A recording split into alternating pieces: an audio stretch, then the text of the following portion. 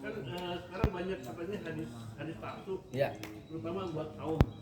Rumah Katanya Rajab. 7 hari pasti langsung masuk surga gitu. Ya. Jadi orang-orang pikir ya udah nggak usah sholat, nggak usah apa, saum aja pas Ramadan. Surga kan gitu. Iya. Itu sebenarnya gimana cara bedain hadis palsu hadis? Ya perlu belajar tentang asbabul wurud. Ya.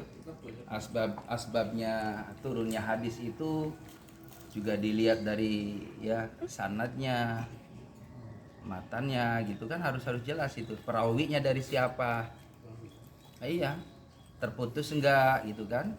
Karena ada tingkat, ada hasan, ada sahih gitu kan, ada doif, ada mungkar, ya, tergantung kedudukannya.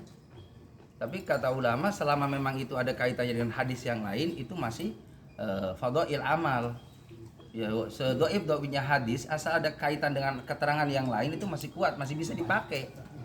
Begitu. Jadi enggak mutlak semua hadis doif dan enggak bisa dipakai, enggak juga. Ya, doif itu artinya lemah kan? Tapi selama-lamanya hadis kalau masih ada referensi hadis yang lain untuk mendukung keterangan itu, maka masih bisa dipakai. Begitu boleh saja, ya. Nah, kenapa kadang ada orang yang memang dia melakukan ibadah hanya orientasinya surga, gitu kan? Karena keterangan tadi. Sementara tidak menyempurnakan amal-amal ibadah yang lainnya, ya ini juga bukan kesalahan dari keterangan itunya, ya, seseorangnya itu yang tidak mau berupaya untuk menyempurnakan ibadah yang lain, begitu. Jadi tetap kita harus ada giroh, ada semangat mengenai tentang hadis, bagaimana orang yang sholat subuh berjamaah, qobliyahnya lebih baik daripada dunia beserta isinya, gitu kan? Terus lagi Allah siapkan istana dalam sorga, itu untuk motivasi kita. Dan itu ada keterangannya dari Nabi Muhammad SAW, ya supaya kita lebih semangat lagi, begitu, lebih semangat lagi. Bagaimana kita sholat di malam hari, tahajud disaksikan oleh para malaikat Allah, hadirnya kita sholat berjamaah subuh itu disaksikan para malaikat Allah. Ini keterangan-keterangan dari hadis Nabi Muhammad yang untuk menjadikan pacuan buat kita lebih semangat. Di antaranya tadi, habis sholat berzikirlah kepada Allah, karena orang yang berzikir diampuni dosanya walaupun sebanyak buih di laut. Itu hadis. Begitu. Jadi pakai hadis itu supaya kita tambah semangat. Yang biasa nggak zikir jadi zikir. Ya, orang yang berzikir di antaranya setiap ruas kita ini kan ada sodakohnya. Maka dengan kita berzikir, dengan kita sholat duha, maka hari itu kita sudah sodakoh pada tubuh kita. Begitu. Jadi perlu belajar seperti itu. Jadi jangan hanya keterangan Sahih Bukhari, Muslim.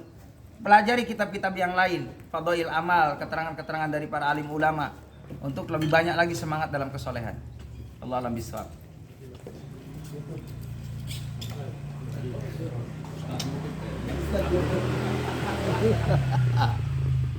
Apa yang disebut aliran pijawan, Pak? Iya. Karena mereka kebanyakan kan dia nggak perlu sholat, yang penting dia percaya sama Allah. Iya. Paling. Jangan mau ikut. Ya. Terus? Udah. Jadi mengenai tentang kejawen itu sudah jelas bertentangan dengan syariat. Ya, kan kita kan ngikutin uswatun hasanah kita dan Nabi Muhammad. Lihat Nabi Muhammad aja orang yang dijamin masuk surga, manusia yang dijamin masuk surga, masih ibadah kepada Allah, banyak ibadahnya kepada Allah.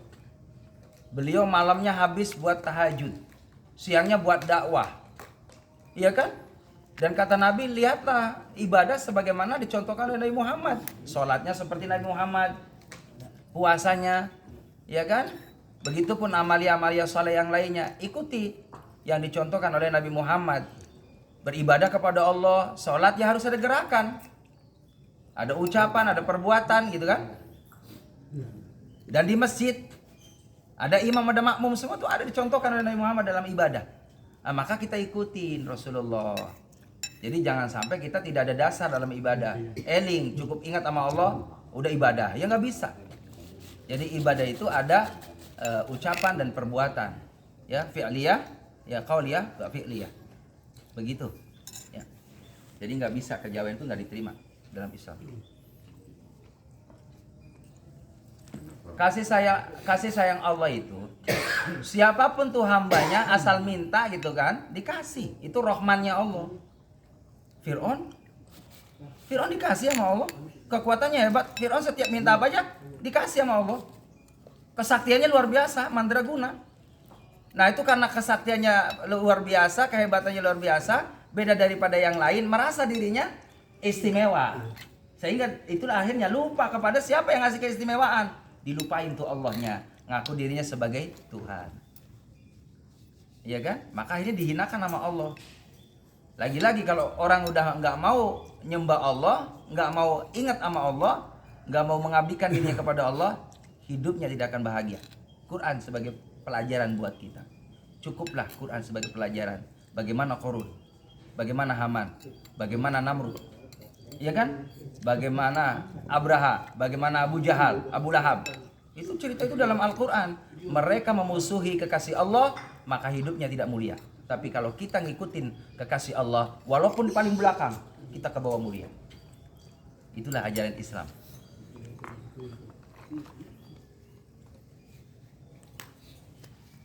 Alhamdulillah. Nanya Zat, Ya.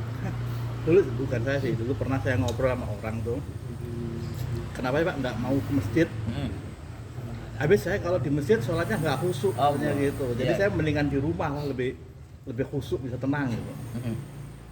Kalau di masjid, ntar saya riak juga. Iya. Ya itulah kadang kita kalau kurang paham gitu, akhirnya merasa diri ini kayaknya lebih baik karena pengetahuan mereka menurut dia saat itu ya itu yang terbaik. Padahal kalau kita ngaji lagi terus akan tahu ilmu-ilmu yang lain yang tadi kita tidak tahu. Setelah tahu pentingnya berjamaah mengenai tentang khusyuk, tidak itu urusan Allah. Yang penting kita mau menghidupkan tadi amalan Nabi Muhammad, sholatlah berjamaah. Karena beda orang yang sendiri 1 derajat, berjamaah khusyuk tidak khusyuk 27. Jadi itu yang kita cari, keterangan itu. Kan kita ngikutin Nabi Muhammad. Nabi itu saya meninggal, nggak pernah tinggal yang namanya sholat berjamaah. Lah kita umatnya mau ngikut siapa? Begitu. Jadi walaupun alasan khusyuk itu bisa dilatih, tidak harus di rumah. Bahkan orang yang sholat berjamaah dapat khusyuk, luar biasa keistimewaannya. Ada keterangan begitu. Kalau ada makmum tidak khusyuk, imamnya khusyuk, dapat semua pahala. Ada imam yang nggak khusyuk, makmumnya salah seorang khusyuk, semuanya dapat kebaikan dari Allah. Mewakili, itulah keutamaan berjamaah. Begitu. Akan tetapi, ya ini juga kembali ya. Kalau ada orang soleh, kadangkala tawadu gitu kan, udah antum aja jadi imam. Ya ini mah karakter dia sebagai ketawaduannya. Karena emang banyak juga wali-waliullah, tapi tidak meninggalkan berjamaah. Kadang waliullah itu orang yang di belakang sholatnya gitu kan, hanya di belakang, takut riak, takut dan lain sebagainya, tapi tahu ilmunya, tapi nggak pernah tinggal berjamaah para waliullah itu. Nah kalau tadi mah sanksi, wali apa wali murid. Jadi ada cerita begitu Pak. Jadi ada waliullah itu sholatnya di belakang, dia ngamati gitu kan, karena ya tadi ketawaduannya kepada Allah, tapi dapat khusyuknya. Gitu, dapat khusyuknya. Termasuk Imam Syafi'i itu pernah waktu kecil dia sholat berjamaah, ada imamnya itu dia mikirin udah ke pasar Pak, kebetulan jualan sayuran.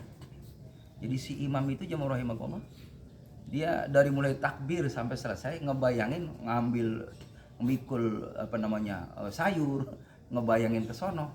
Imam Syafi'i nggak mau ikut. Kenapa nggak mau ikut? Aku tahu di pikiran dia sedang mikirin dagangannya. Itu waliullah begitu Pak. Jadi para wali itu tahu membaca apa yang ada pada benaknya. Begitu, makanya kita fokus subhanallah. Dan kita mohon maaf bisa jadi di antara kita ini ada orang-orang yang dipilih sama Allah, punya keistimewaan. Makanya kita nggak boleh yang melemahkan seseorang yang menurut kita kayaknya biasa aja nih, nggak ada istimewa. Belum tentu dia hatinya ma'rifatnya tinggi di hadapan Allah. Itulah penting kita menghargai, menghormati satu dengan yang lain. Dan kita tidak boleh juga seorang ustadz merasa dirinya lebih pandai dari orang lain, belum tentu. Lebih hebat, lebih suci, belum tentu. Bahkan orang yang jatuh, orang yang merasa dia mengaku dia suci, saya lebih hebat, lebih suci, itu sombong. Udah jatuh di mata Allah orang yang begitu. Yang adalah ketawaduan. Kita ngomong seperti ini karena Allah, ada dasar karena Allah. Begitu.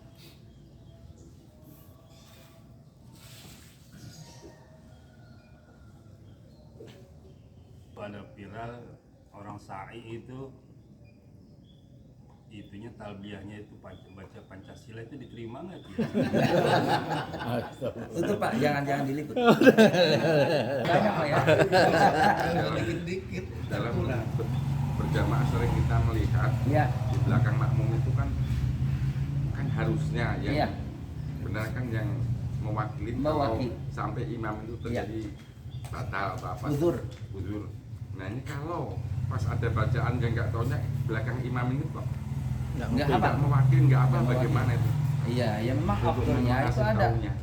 aturan main. Ketika imam itu di belakang imam itu orang yang tahu ilmu. Begitu. Jadi suatu saat namanya manusia ada uzurnya, maka bisa menggantikan. Ya, kalau misalnya buang angin gitu kan. Nah, maka tinggal colek aja. Bisikin boleh. Langsung dia maju ke depan. Atau isyarat aja, colek aja dia langsung belakang. Itu ada kaifiatnya, ada caranya. Ntar kapan-kapan kita praktekin. Bagaimana di saat orang batal, posisi kita di mana. Itu khusus fikih. Betul, takutnya yang di belakang ini karena ketidaktahuan seperti itu udah main yang mungkin di belakang imam mau hafal enggak Iya, iya. Nah, makanya ya mewakili yang lain lah paling tidak. Yang dengar dan tahu ilmunya ketika imam salah ayat, lanjut sambung ke makmum yang ngerti ayat itu. Walaupun jauh nggak masalah.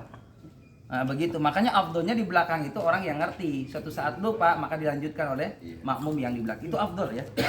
Nah, mungkin karena kondisi waktu berjalannya waktu, orang yang ngerti mungkin terlambat masbuk ya, maka orang-orang yang tadi tidak paham dia menutup sop-sop yang kosong.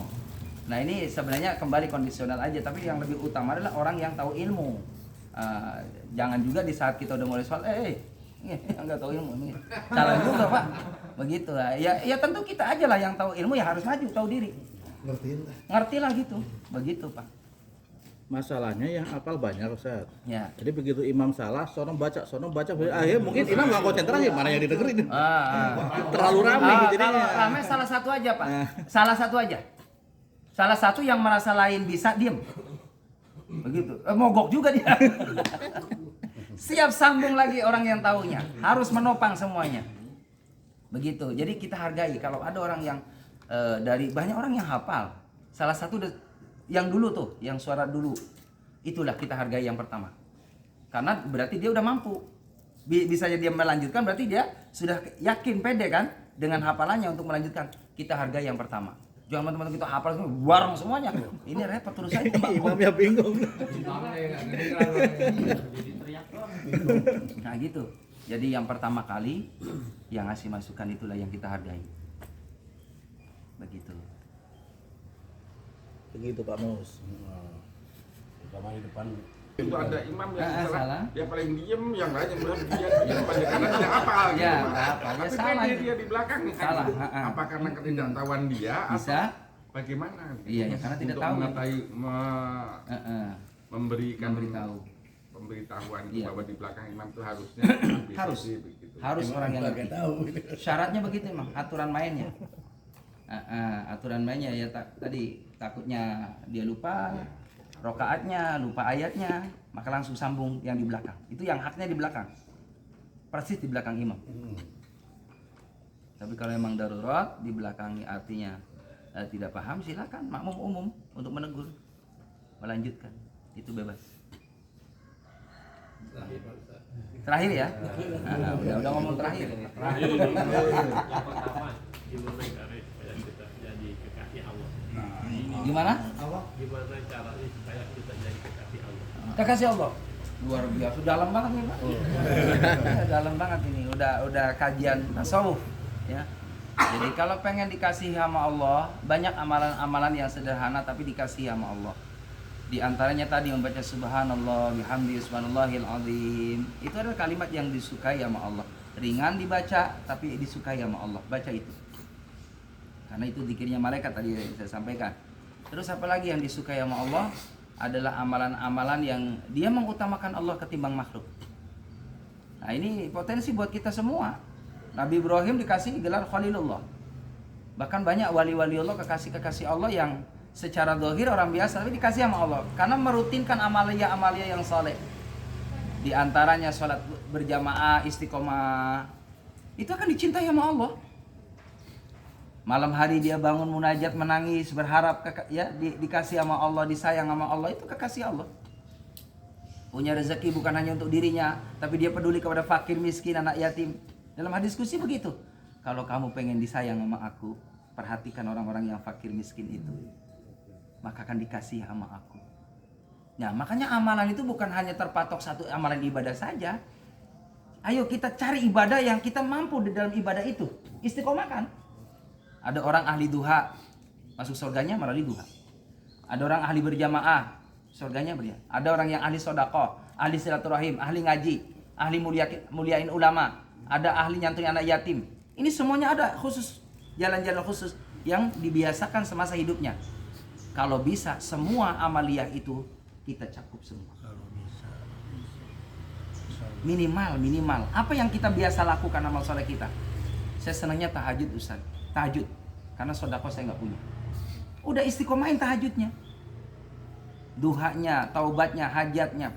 Saya hanya mampunya berzikir, Ustaz. Banyakin zikir ke Allah. Tanpa hitungan. Istighfar perbanyak, sholawat perbanyak. Insya Allah. Itu yang menyebabkan Allah ridho. Allah cinta sama kita. Ada 3 cara orang dikabulkan doa. Pertemuan yang akan datang. To be continue. Dan termasuk kekasih Allah nanti. Insya Allah 3. Nanti apa ya? Tidak ada bocorannya. Ya, Allahu Akbar. Ntar aja. Makanya hadir lagi nanti. Iya biar hadir lagi. Allah Akbar. Kan dari yang terakhir. Salah ngomong Bapak. Salah ngomong yang terakhir. Tutup duluan. Iya.